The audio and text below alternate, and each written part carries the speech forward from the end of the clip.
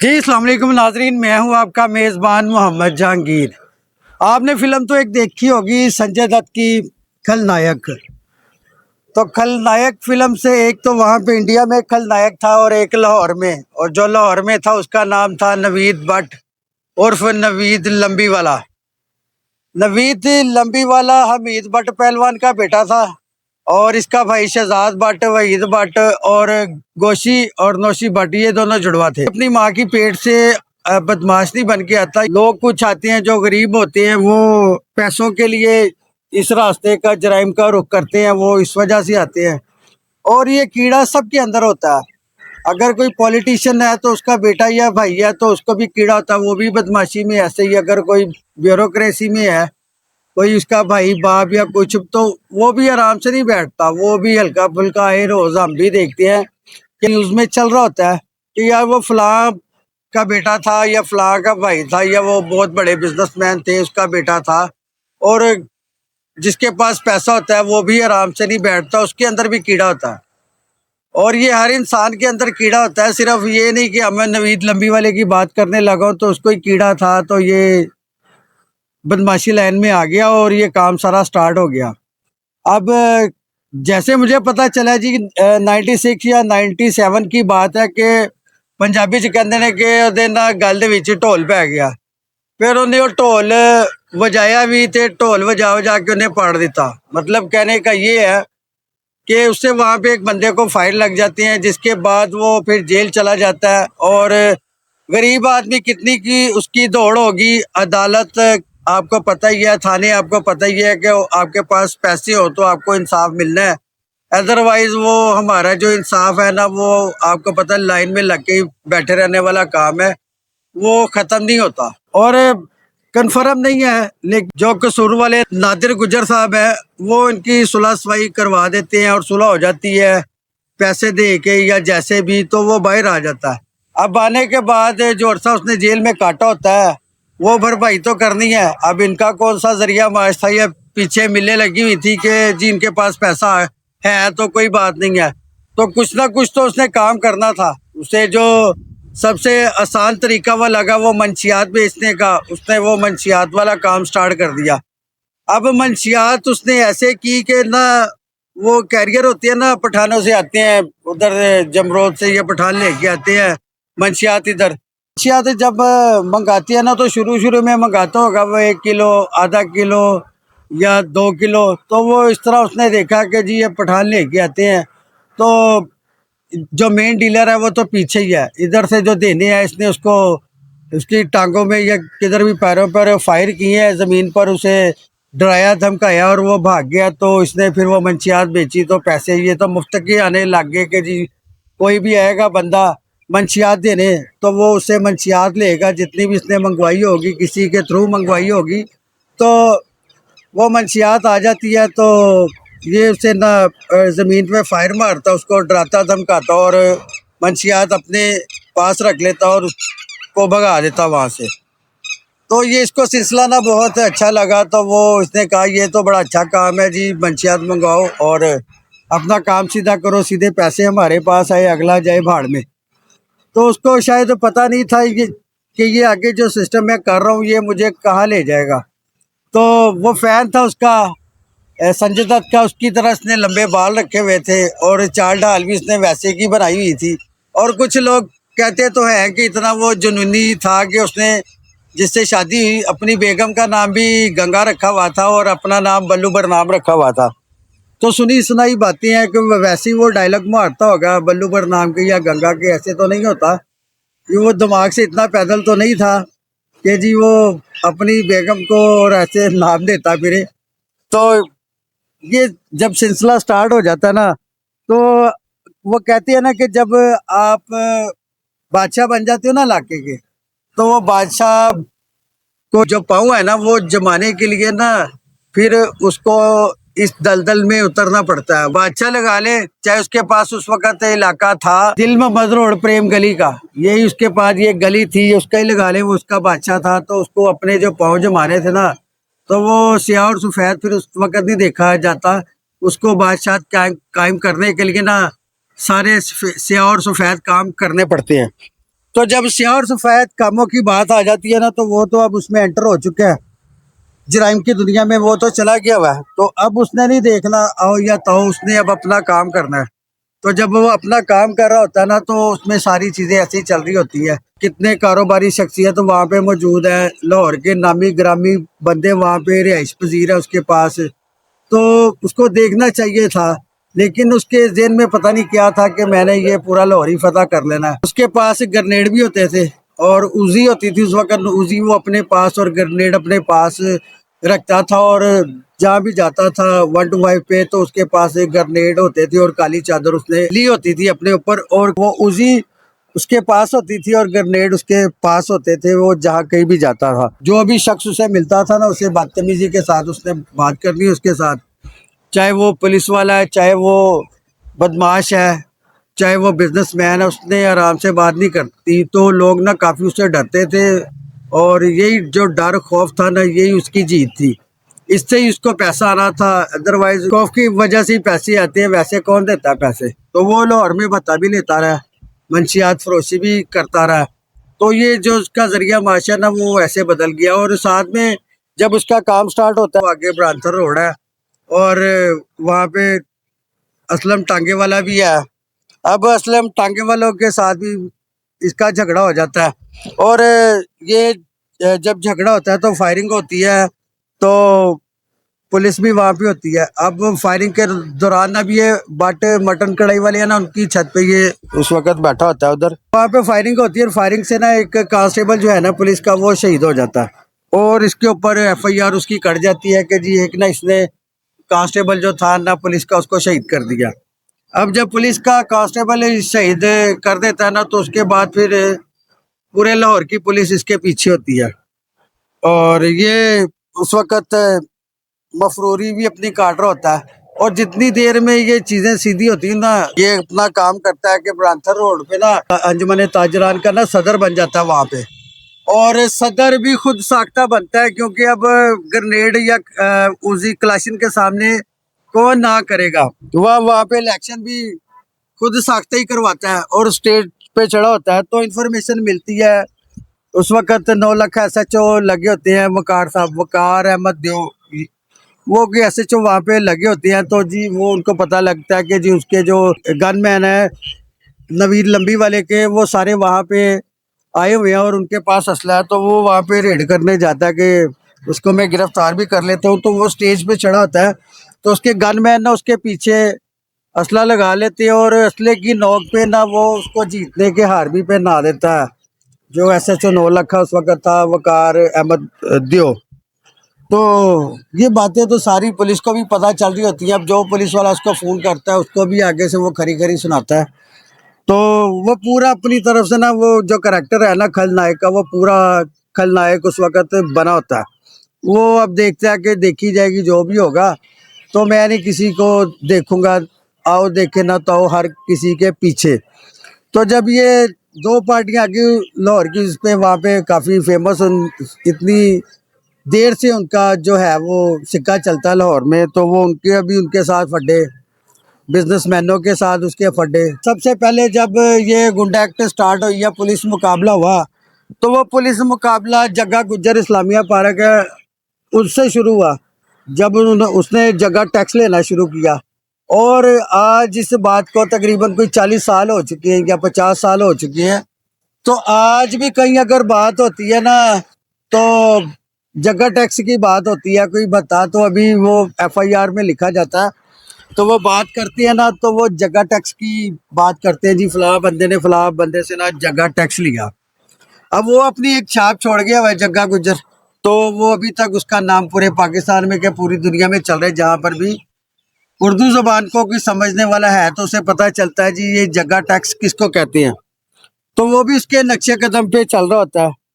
अब जो ये पैसा होता है ना मंशियात का, ये किसी को हजम नहीं होता। उससे पहले नजफ ईजा 2 भाई थे, वो भी मंशियात उन्होंने बेची, आज वो गए मनो मिट्टी तले दब गए, पता नहीं कहाँ गया वो पैसा, कहाँ गया। अब वहाँ पे वो पीची खान था, मंशियात का पैसा वादू बोरियों के हिसाब से, वो भी पैसा किधर गया कोई पता नहीं, वो भी अल्लाह को प्यारे हो गए। अब इतने इतने बड़े गैंगस्टर गुजर चुके हैं, उसको पता था। ताहिर प्रिंस पे इतना बड़ा वाकया हुआ था, वहाँ पे उसके ऊपर फायरिंग हुई थी, 70 से ज्यादा लोग वहाँ पे मर्डर हो गए थे। उनको करने वाले भोला सुनियारा, हुमायूं गुज्जर, खालिद चिट्टा, मुबीन भट्ट, ये नाजी भट्ट, ये कहाँ गए? ये भी इसी काम में सारे मतलब मिट्टी तले दब गए। दुनिया में कदम रखता है ना, तो अगर उसका अरसा पता कितना होता है, 97 में लगा लो आप, ये लंबी वाला आया।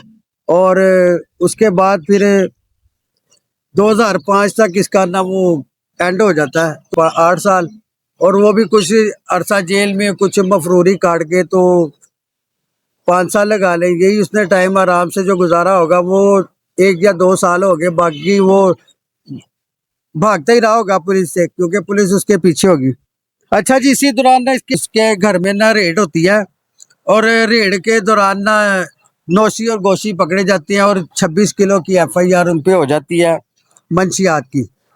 तो अब इनके पास पैसा भी आ गया हुआ है, नवीद लंबी वाले के पास। अब इसे कानून का भी पता चल गया हुआ है, तो ये ना पता करता है कि जैसे जराइम पेशा सारे करते हैं, अगर ज़्यादा मंशियात पकड़ी जाती है तो वो दूसरे इदारों का रुख करते हैं और वहाँ पे जाके एप्लीकेशन वगैरह देते हैं। तो ये भी एप्लीकेशन देता है एंटी करप्शन में, और जी FIR हो जाती है। मज़हर इकबाल एक जो लाहौर पुलिस में एक जाना माना नाम है, तो बहुत नेटवर्क है उनका मंशियात को लेके ना, लाहौर में बहुत बड़ा नेटवर्क है उनका। तो वो जी अनवर जलील की अदालत में एंटी करप्शन कोर्ट में वो अपने जो सरकारी पिस्टल है उसको चैम्बर मार के वहां से भागते हैं। इनको तो ये एक बहुत बड़ा रंज होता है कि मंशियात पकड़ी है, उसके बाद ये मेरे साथ ये उल्टा मेरे पे ही वो FIR हो गई है। तो ये चीज़ें देखी जाती हैं, वो इदारे तो नहीं देखते, पुलिस वाले तो परेशान होते हैं। अगर काम ना करो तो अफसर पकड़ते हैं, अगर करो तो दूसरे इदारे भी इसमें आ जाते हैं। तो ये जी उस वक्त SP सिटी जो बिलाल सदीक कमियाना साहब लगे हुए थे, तो ये काम इस तरह होता है, तो वो वहाँ से फरार हो जाता है। और इसी दौरान जब FIR हो जाती है मज़हर इकबाल पे, तो ये सारा वाक़या होता है ना, तो उसके बाद फिर केस कमज़ोर पड़ जाता है, और वो गोशी की भी जो है ना जो जमानत है वो हो जाती है, वो भी जेल से बाहर आ जाता है। दोस्ती यारी हो जाती है तो दूसरे लोगों से, जैसे उस्मान भट्ट ये शादबाग का रहायशी था, और एक फैसल भट्ट और गोशी भट्ट, ये तीनों की दोस्ती हो जाती है। इसमें जो उस्मान भट्ट था ना, वो बहुत बहादुर और दलेर आदमी था। अब ये गुड्डू भट्ट हैदरी कंडे वाले का बेटा था। कंडे वाले के पास भी वो ठीक ठाक फैमिली थी, उनके पास भी पैसा था। अब इसको भी कीड़ा कह लें कि उसको ये था कि जहाँ पे वो जुआ खेलने जाता था ना, उसे जुए का शौक था, और जब हार जाता था ना, तो वो जुआ सारा ना वो लूट लेता था वहीं पे। और लाहौर के जितने भी बड़े बड़े वो जुआ करवाने वाले लोग थे ना उस वक्त, वो सारे इससे बड़ा घबराए होते हैं कि यार ये जब भी जहाँ पे भी इसका लाहौर में दिल करता है ना, वहाँ पे जुआ खेलने जाता है, और जब हार जाता है या जब इसका दिल करता है ना, तो वो जो जुआ है ना वो ये लूट लेता। और मजबूरन जो जुआ करवा रहे होते हैं ना, उनको भी इसको ना पैसे देने पड़ते हैं। वो भी कहते हैं एनू पैसे दे के ना जान छुड़ाइए, एल लेंज साढ़े मगर पे ही। वो जिगरे वाला बंदा था, बहादुर आदमी था, तो उसने इस तरह अपनी ना वो जो लाहौर को ना सर पे उठाया हुआ था, वो जुआरियों के पीछे पड़ा हुआ था। वो कोई भी लाहौर में जुआ करवा रहा है ना, वो उसका जुआ लूटने के लिए चला जाता था और लूट आता था। अब ये इसकी दोस्ती थी इसके साथ। यहाँ पे एक हो रहा है कि आज मैंने प्रोग्राम यहाँ पे इसलिए कर रहा हूँ कि गर्मी बहुत शदीद थी, और यहाँ पे इस वक्त अब कर तो रहा हूँ, लेकिन मौसम बहुत ठंडी हवा यहाँ पे मुझे आ रही है, तो मैं इस वजह से मैंने कहा जी आज ना यहाँ पे प्रोग्राम कर लेता हूँ अपना। तो ये जी सारे लाहौर के जुआरिये ना वो भी इससे तंग आए हुए थे। इस दौरान अब पीछे उसके ना जो है वो लंबी वाले के पीछे तो पुलिस पड़ी होती है, तो पुलिस अपना नेटवर्क सारा वो देख रहे होते हैं कि जी अब इसको पकड़ना है। और ऊपर से जो इतने नामी गिरामी लोग, वो इनसे सिस्टम उनका चलता आ रहा था। और कुछ कहते हैं जी, वो मीडिया पे मैंने भी सुना, आप लोगों ने भी सुना होगा जी, कि इसको मरवाने में जी उसका तीफी बाटोनों का और गोगी बाटोनों का हाथ था। कुछ लोग कहते हैं जी कि ये टिप्पू ट्रकों वालों ने इसको दिया पुलिस को। ये सारे अपने अपने तबसरे हैं। असल जो हकाइक है वो मरने वाला जानता है, उसको पता है, या जिसने ये वो पुलिस वाले जो थे उस वक्त जिन्होंने इसका इनकाउंटर किया, ये उनको पता है कि ये किसने दिया, कौन सच्चा है, ये कौन झूठा है, ये मैं नहीं कहता। तो ये इसका ना ज़िंदगी का ये अरसा इतना सा है कि फिर पुलिस को पता चलता है, नेटवर्क फुल इसके पीछे सारे लगे होते हैं। तो कहते हैं जी इसका जो है ना वो कलाकुलम करके छोड़ना, इसने हमारा ना कांस्टेबल जो है ना वो शहीद किया हुआ।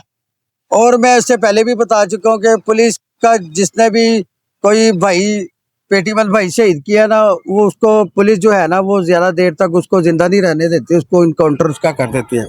इन्फॉर्मेशन मिलती है जी इब्रार शाह साहब को। इब्रार शाह साहब अपनी टीम लेके मुश्ताक मलिक मुश्ताक माकिया के नाम से फेमस है लाहौर पुलिस में, वो तारिक सजवाल साहब, वो ये तीनों रेड करके तो इसे गिरफ्तार करते हैं और फिर इसका पुलिस मुकाबला होता है और पुलिस मुकाबले में ये पार कर दिया जाता है। अब वो दूसरे जो गोशीबा तीनों जब बैठे होते हैं तो फायरिंग होती है।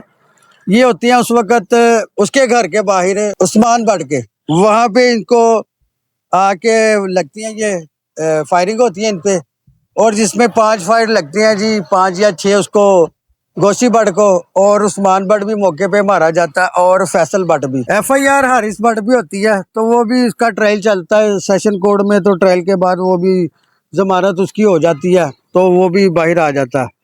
तो उसके बाद फिर जी जो हमेशा से होता आ रहा है, अब वो भी लंबी वाला भी मनो मिट्टी तले दब गया और सूरत हाल वही जो मैं हमेशा बात करता होता हूँ, ये जो फुल अपनी आती है ना बदमाशी की ज़िंदगी गुजारने में, इसकी बदमाशी इतना टाइम लंबा नहीं निकालती, लंबा पीरियड नहीं होता। वो जिस घोड़े पे सवार होके आता है ना, तेज़ी तेज़ी से, जितनी तेज़ी में आता है ना वो उतनी तेज़ी से ही वो अपनी मौत की तरफ भाग रहा होता है। अब उसका ज़िंदगी का अरसा लगा लें कि वो कितना अरसा अपना वो ज़िंदा रहा है। उसको इतना फेमस करने में ना मीडिया का भी बहुत बड़ा हाथ है, क्योंकि मीडिया ने उसको बड़ा ही हाईलाइट किया और हर तरफ उसका नाम चल रहा था। टीवी पे, अखबारों में डेली इसकी खबरें लग रही होती थी। उस वक़्त जिनके भी इश्यूज चल रहे थे, वो बॉक्सर ग्रुप या दूसरे उस वक़्त जो ज़िंदा थे लोग जो जराइम की दुनिया से, अंडरवर्ल्ड से अपना ताल्लुक़ रखते हैं, जिनका भी अंडरवर्ल्ड से ताल्लुक़ था, उन सब की अखबारों में ना तस्वीरें और वहाँ पे ख़बरें उनकी ना रोज़ाना की बुनियाद पे लगी होती थी। तो सूरत हाल तो इस तरह ही ख़त्म हो जाती कि आप अंदाज़ा लगाओ कि ये ज़िंदगी कितनी क्या है। सारे ये पुलिस अफसरों को भी ऐसे धमकियाँ देता रहा, ऐसे कहता रहा। कोई कहता जी कि जब ये गिरफ़्तार हुआ तो ये कहीं सब्ज़ाज़ार में था, सब्ज़ाज़ार में आके वहाँ पे इसको किसी बंदे ने वहाँ पे बुलाया हुआ था, वो बात करने आया, बात को ख़त्म करने आया, तो वहाँ पे आके इसको अरेस्ट किया। तो फिर वहाँ पे ले गए, कुछ कहते हैं जी रेलवे रोड पे ऐसे करके उसे गिरफ़्तार किया और साइड पे ले जाके उसको पुलिस मुकाबले में पार कर दिया। ये सारी सुनी सुनाई बातें हैं। अब ये मैं वही बात करता हूँ, ये उसी पुलिस अफसर को पता है जिसने इसको पुलिस मुकाबले में पार किया, या मरने वाले को पता कि जी ये सारे काम इस तरह हुए हैं। अब और या मुझे या आपको तो नहीं ना पता, हम कौन सा वहाँ पे मौजूद थे कि यार ये इस बंदे के साथ ऐसे ऐसे, वहाँ से अरेस्ट किया पुलिस ने और वहाँ पे जाके उसको मुकाबला करके पार कर दिया। अब मुकाबला तो आपको पता है वो तो कब से स्टार्ट हुए हैं, इसमें कितने मांगे लाल वो सारे गए। तो हम मकसद वो ही सारी कहानी बयान करने का यही होता है कि देखें कि अंदाज़ा लगाएं आप कि ये टाइम पीरियड है ना ये बदमाशी का, ये बहुत थोड़ा होता है, 2 साल 3 साल, इसके बाद ना ये सारी चीज़ें ऐसे ही ख़त्म हो जाती हैं। ये ज़िंदगी ना शराफत की बड़ी मज़ेदार है। बदमाशी में अगर कोई जाता है ना तो उसकी जो लाइफ टाइम है ना वो बहुत थोड़ी है। ज़्यादा से ज़्यादा अगर वो घोड़े पे सवार होगा ना तो 2 साल, अगर वो थोड़ा सा सियासी माइंड होगा तो 10 साल, तो ये एंड है, इससे आगे कुछ नहीं है। हमारा मकसद स्टोरी करने का यही होता है कि जो ये शराफत की ज़िंदगी है ना वो बहुत मज़ेदार है और शराफत से ही ज़िंदगी गुजारनी चाहिए। अब अगली स्टोरी तक के लिए मुझे इजाज़त दीजिए। अल्लाह हाफ़िज़।